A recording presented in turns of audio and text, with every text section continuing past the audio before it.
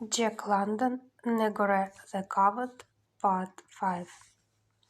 And in thine old age will she still make thee glad, and thy memory of her in the days of thy strength will be sweet, for thou wilt know always that she was ease to thee, and peace and rest, and that beyond all women to other men has she been woman to thee. Even so, said Negore, and the hunger for her ate at his heart, and his arms went out for her as a hungry man's arms might go out for food. When thou fast shown the way, Negore, she chided him, but her eyes were soft and warm, and he knew she looked upon him as woman had never looked before. It is well, he said, turning resolutely on his heel. I go now to make talk with the thieves, so that they may know I am going to show the Russians the way. Oh, Negore, my man, she said to herself as she watched him go, but she said it so softly that even old Kinus did not hear, and his eyes were over keen, what of his blindness.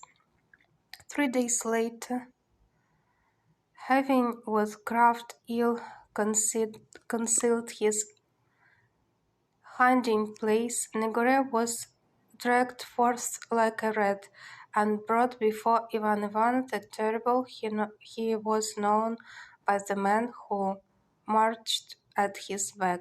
Negore was armed with a miserable bone-barbed spear, and he kept his rabbit-skin robe wrapped closely about him, and though the day was warm, he shivered as with an ague.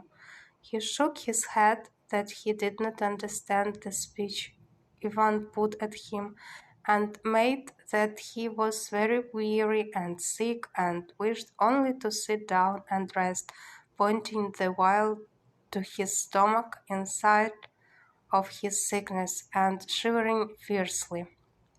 But Ivan had with him a man from Pastolik, who talked the speech of Negore, and many and vain were the questions they asked him concerning his tribe, till the man from Pastolik, who was called Karduk, said, It is the word of Ivan that thou shalt be lashed till thou diest if thou dost not speak.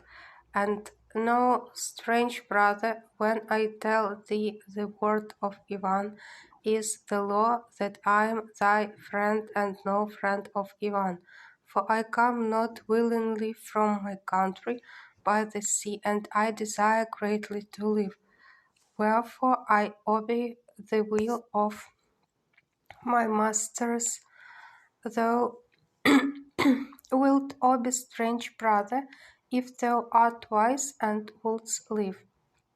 Nay, strange brother, Negore answered, I know not the way my people are gone, for I was sick, and they fled so fast my legs gave out from under me, and I fell behind. Negore waited while Karduk talked with Ivan.